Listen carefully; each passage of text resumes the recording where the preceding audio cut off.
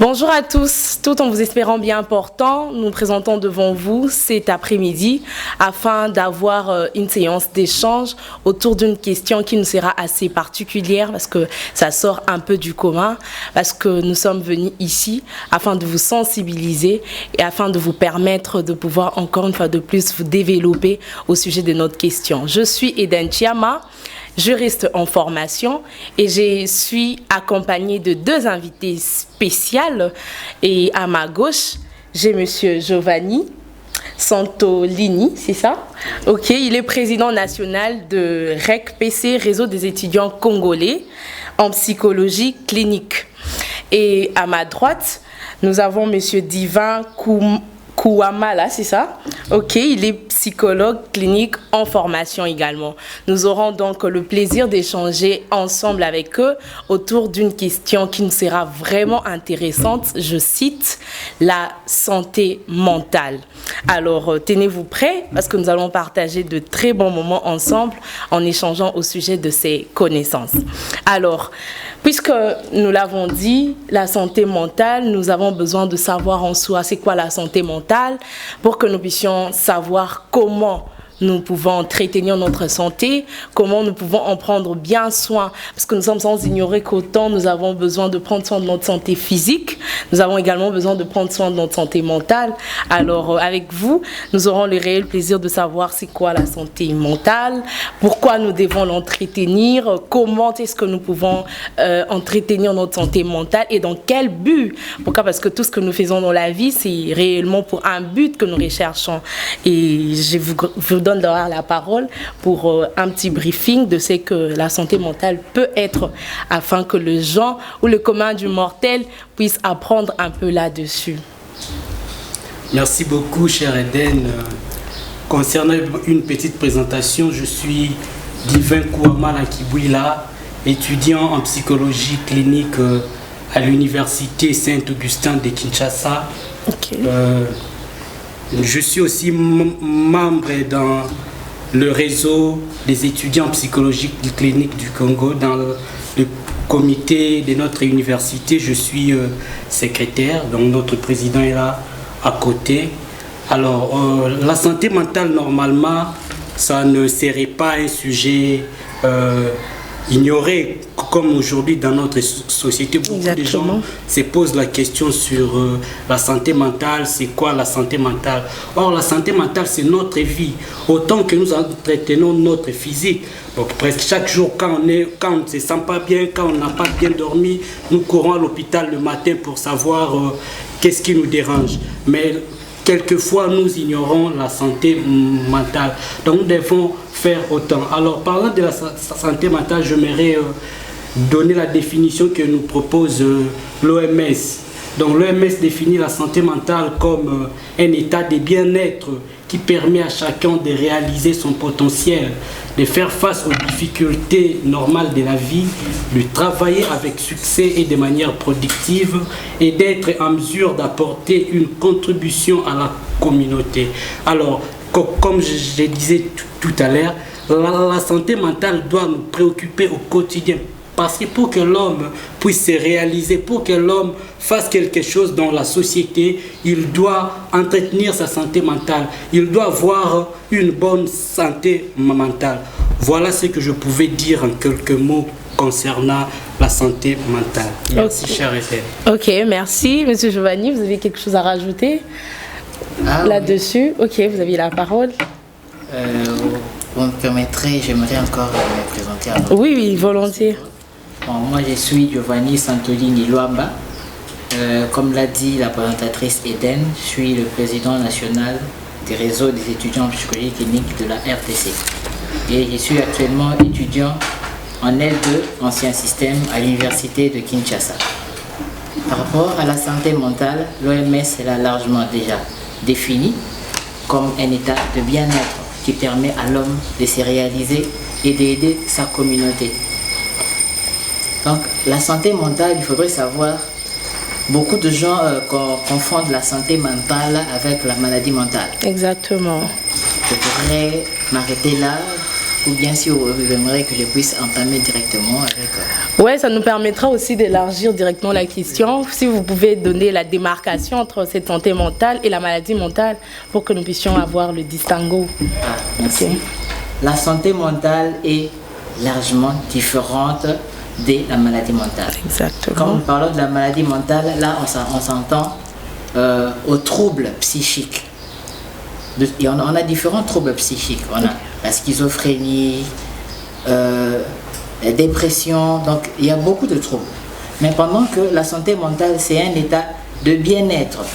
Donc, quelqu'un peut être normal, qui n'a pas de problèmes de troubles psychiques, mais peut avoir des problèmes de santé mentale. Ok. Voilà. Et c'est aussi, de même côté, quelqu'un peut être... peut avoir un trouble psychique et combiné aussi avec le problème de santé mentale. Voilà un peu la différence. Dans le trouble psychique, on a la schizophrénie. Et actuellement, avec le DSM-5, on interdit d'appeler le fou, que nous voyons tout le temps en cours de route, fou, parce que c'est un peu considéré comme une insulte. C'est mieux de dire c'est un malade mental. Voilà. Donc, ce sont des gens qui sont catégorisés dans le groupe de schizophrènes. Voilà un peu en quelque sorte, en quelques mots, la démarcation qui existe entre la santé mentale et la maladie mentale. Ok, merci beaucoup. Nous avons suivi. Nous pensons que, autant que vous avez parlé de personnes qui ont de troubles mentaux, ce n'est pas dû au fruit du hasard. Certainement, il y a beaucoup de raisons ou de causes qui permettent à ce qu'une personne arrive à cette situation, à ces stades-là. Vous pouvez nous dire alors quelles sont les causes majeures ou les raisons qui peuvent faire en sorte qu'une personne normale arrive à des troubles psychologiques ou des troubles psychiques? D'accord, merci beaucoup, cher Eden. Avant de prendre des causes, j'aimerais ajouter quelque chose concernant la maladie mentale. Voilà. Alors, les maladies mentales en général sont caractérisées par des altérations de pensée, des humeurs ou du comportement associés à état de détresse et de dysfonctionnement marqués. Alors, par rapport à la maladie mentale comme... Monsieur Giovanni vient de le dire. Okay. Vient de dire, c'est quelque chose qui dérange et qui est remarquable. Quelqu'un peut souffrir de la maladie mentale, mais vous n'allez pas le constater. Okay. Donc c'est un peu à ce niveau-là. Pourquoi? Parce que nous sommes quelquefois ignorants. J'aimerais faire le point concernant l'historique de la maladie mentale. Donc la maladie mentale a existé très bien avant dans le monde, et puis bien sûr avant Jésus-Christ, mais on faisait allusion qu'à la folie, comme disait Santolini, on faisait allusion qu'à la folie. À cette époque-là, les malades mentaux n'étaient pas vraiment humanisés, ils étaient à tout moment ligotés. C'est à partir de 1976 que Michel de Foucault a écrit un livre sur l'origine de la folie en expliquant comment on pouvait laisser des pratiques de séquestrer des malades mentaux. Alors c'est Philippe Pinel, un psychiatre français qui a humanisé des malades mentaux. Lui voulait que des malades mentaux, à l'époque on ne parlait que de la folie, bien sûr, il voulait que ces gens-là soient libres. Alors ils étaient internés. Cet internement nous a permis aujourd'hui à classifier des maladies mentaux, bien sûr. C'est pour cela maintenant, quand on parle de la maladie mentale, on ne parle pas de la folie seulement. Voilà. On en a beaucoup. Nous avons la dépression, l'anxiété. Donc il y en a beaucoup. Nous avons des troubles de comportement alimentaire les plus connus, la boulimie et l'anorexie mentale. Il y en a beaucoup. Donc par rapport à des troubles, nous devons vraiment à tout moment, quand il y a quelque chose qui ne va pas au niveau de notre mental, nous devons aller chercher quelqu'un qui peut nous aider. Je pense que vous avez prévu un point sur ça. Je ne sais pas si on pourra encore aborder la question. Okay. Alors, concernant des causes, il en existe plusieurs. Donc, vous pouvez nous en énumérer certaines? Oui. Okay. Bien sûr, nous pouvons citer par exemple des causes héréditaires. Un parent qui souffre des maladies mentales, par exemple la schizophrénie, a beaucoup de chances de transmettre cela à ses enfants. Parmi les causes, nous avons par exemple des stress de la vie qui peut engendrer beaucoup de choses dans notre santé mentale. Nous avons notre environnement peut aussi nous prédisposer à la maladie mentale. Prenons le cas de quelqu'un qui travaille presque tout le jour, qui n'a pas de repos. C'est quelqu'un-là risque de souffrir des burn-out, qui est propre à des travailleurs qui se donnent beaucoup trop de travail, qui n'ont pas de temps pour eux. Donc c'est vraiment un peu ça que je pouvais parler concernant des causes. Et nous avons des problèmes. Par exemple, quelqu'un qui connaît un accident physique qui endommage le cerveau, patati patata. Donc il y en a tellement beaucoup. Ok, nous comprenons que la maladie mentale ou la santé mentale, c'est quelque chose qu'il faut vraiment prendre à cœur parce que c'est pas du jour au lendemain que l'on a besoin d'être dans une situation désagréable dans sa santé mentale, comme vous l'avez dit. Autant qu'on a besoin de se sentir mieux dans notre santé physique, on a aussi besoin d'être à l'aise dans notre santé mentale. Alors, puisque nous parlons de troubles psychologiques qui peuvent intervenir d'un moment à un autre, comment faire pour les éviter ou qu'est-ce que vous pouvez recommander comme remède? Parce que si nous ne les évitons pas, nous ferons face à des différentes conséquences qui peuvent en découler certainement, qui ne seront pas assez probantes pour nous. Donc autant que nous, on a besoin d'être en santé mentale digne de ces noms, nous avons aussi besoin d'alerter les autres. Comment est-ce qu'ils peuvent agir? Comment est-ce qu'ils peuvent faire en sorte que... Vous avez dit que la santé mentale n'est pas dérangée que lorsqu'il y a de maladies mentales. Non, il y a d'autres choses qui peuvent faire en sorte, d'autres facteurs qui peuvent faire en sorte que la santé mentale soit dérangée. Alors comment est-ce que vous appréhendez cela? Comment est-ce que nous pouvons les éviter donc? Voilà. Que nous pouvons recommander au gouvernement. Bon, avant d'abord de recommander au gouvernement, pour que nous réussissions à avoir une bonne santé mentale, cela ne commence pas seulement au gouvernement. Parce que nous, les Africains, nous avons plus tendance à condamner toujours le gouvernement. Voilà. S'il y a quelque chose qui ne passe pas bien, oh non, le gouvernement doit faire quelque chose. Le gouvernement doit faire quelque chose. Il y a la saleté devant vous. Il y a une petite saleté devant vous.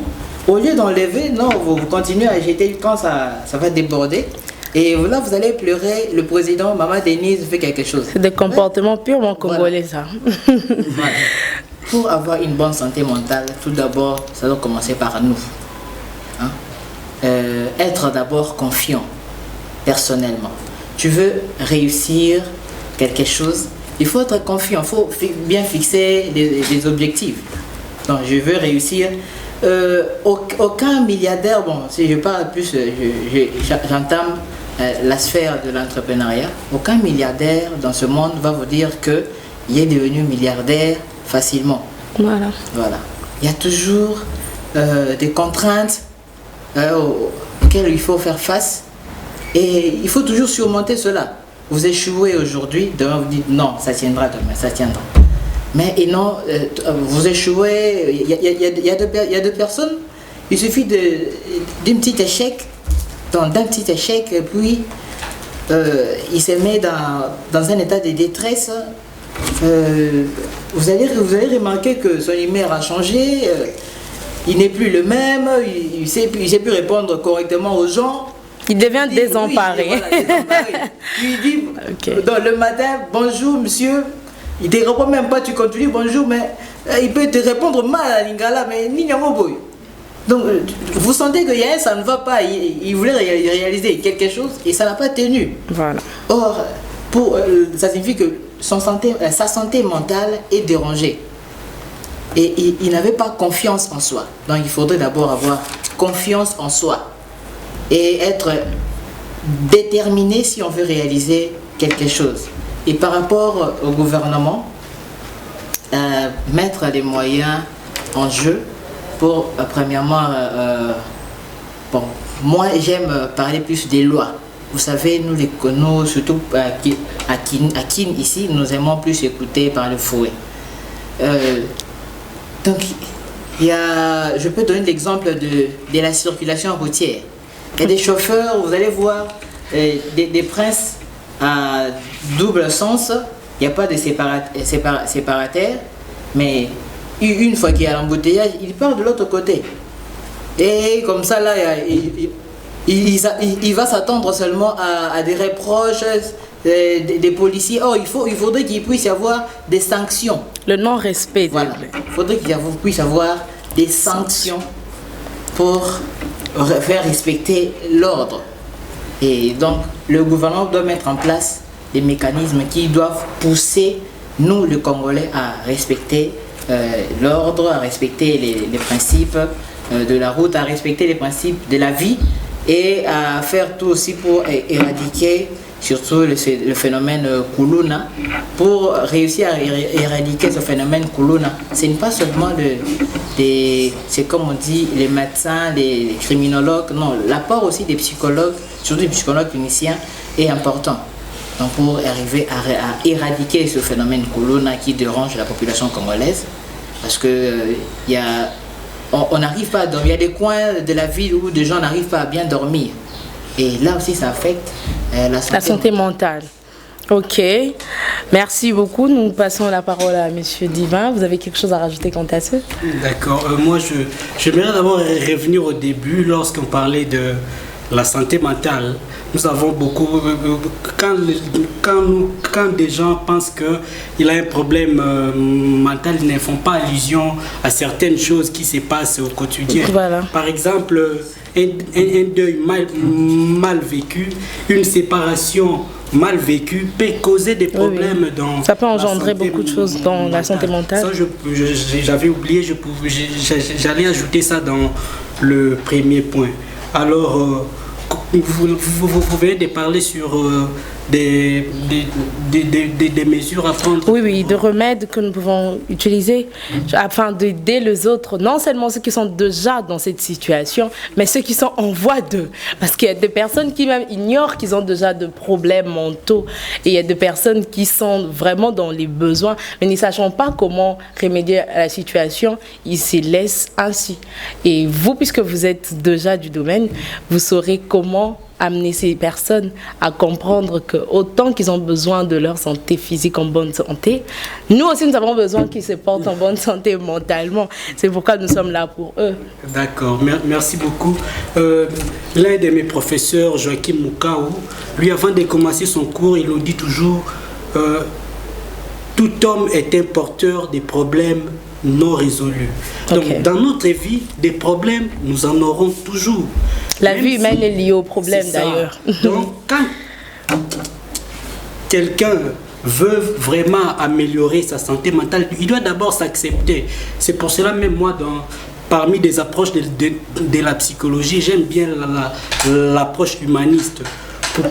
Pourquoi l'homme d'abord doit prendre conscience de ce qu'il est. Il doit s'accepter, il doit s'aimer. Si la personne s'aime, si la personne donc se prend comme s'il était l'unique bien, donc la vie c'est l'unique bien que Dieu nous a donné. Donc nous devons l'entretenir par nous-mêmes. Donc nous-mêmes devons prendre cette conscience de ce que nous sommes premièrement. Et ensuite il y a beaucoup d'astuces. Il faut se faire plaisir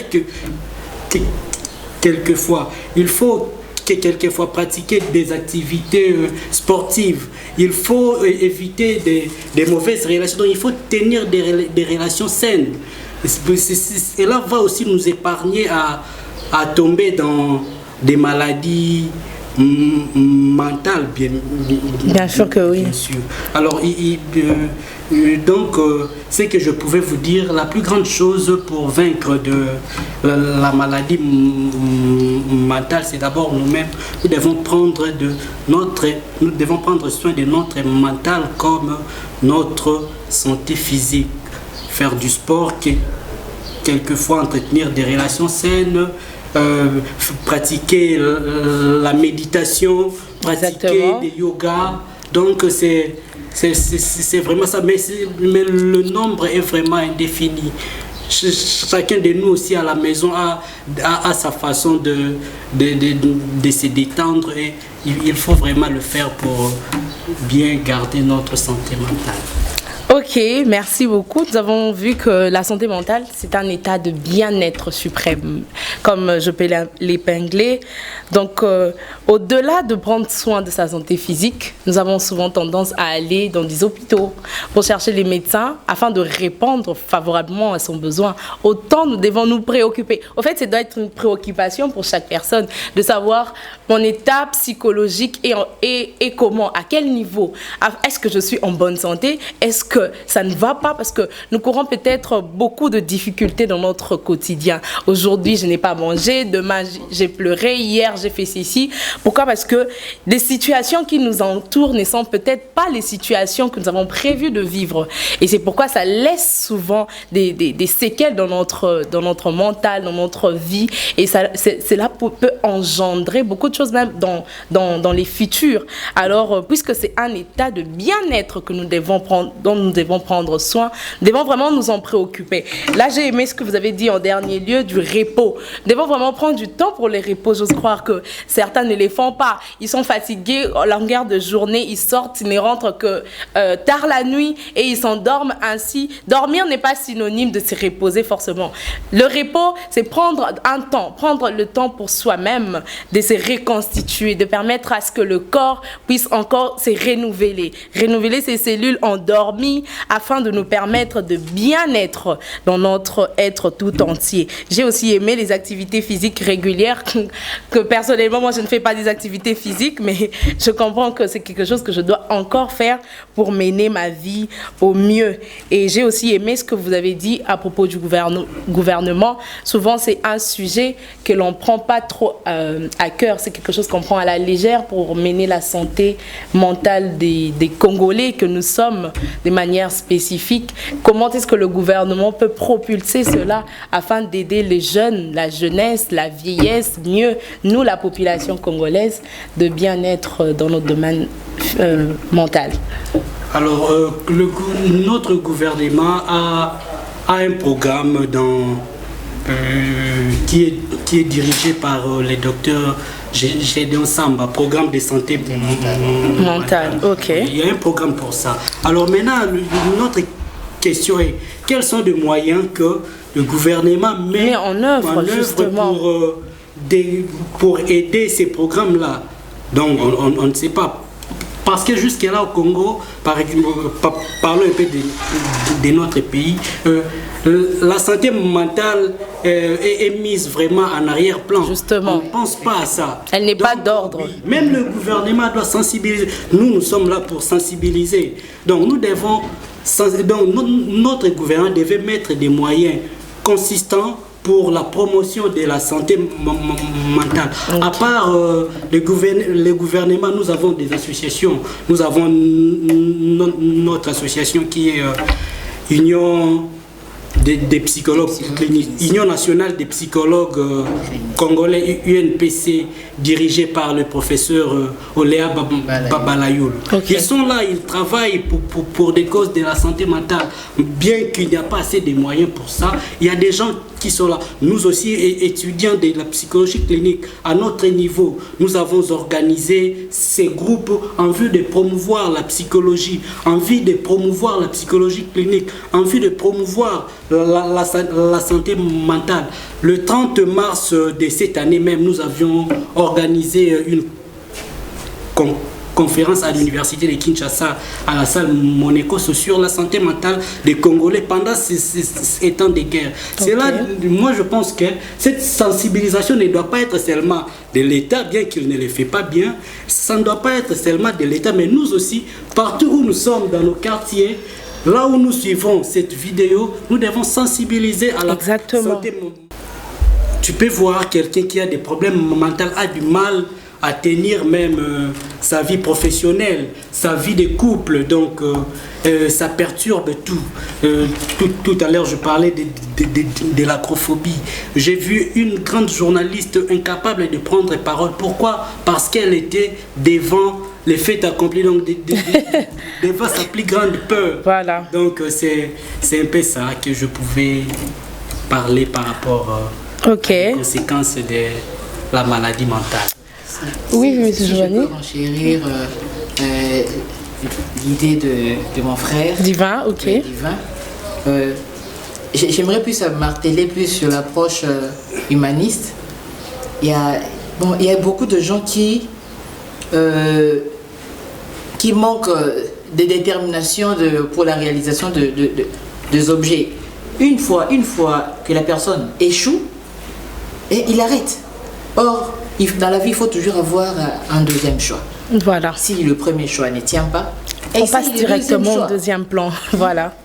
Et non rester, comme on peut donner la situation amoureuse.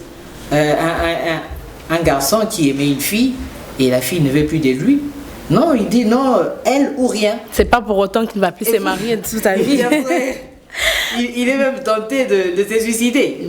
Non, c'est pas ça. Il faut toujours avoir un deuxième choix. Exactement. Pour ne pas affecter la santé mentale. Et j'aimerais aussi chuter par la peur des grands espaces, l'agoraphobie. Il y a beaucoup de gens aussi qui souffrent de ça. Et il y a des techniques en psychologie qui sont mises en pratique.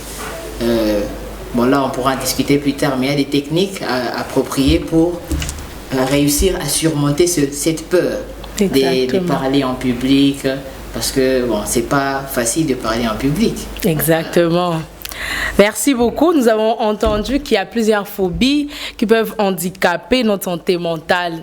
Peu importe le domaine dans lequel vous vous trouvez, si vous avez une phobie, il faut l'abandonner, n'est-ce pas? Il faut s'en débarrasser le plus tôt parce que nous avons besoin de mieux entretenir notre santé mentale. Et pour chuter, nous savons que la santé mentale positive, c'est celle qui recouvre, je réinsiste, le bien-être, l'épanouissement personnel de la personne elle-même, son développement aussi personnel. Avant d'abord de rentrer dans la vie des autres, commence d'abord par t'évaluer toi-même, voir ce qui va, ce qui ne va pas, comment arranger, comment remédier à la situation et pour que tout aille au mieux. En mettant en pratique tout ce que nous avons eu à dire, le repos d'une part, l'abandon de stress d'autre part, je pense que nous pouvons arriver à cette finalité de bien entretenir notre santé mentale autant que nous entretenons notre santé physique. Après, l'environnement, certainement, notre gouvernement viendra aussi avec son apport.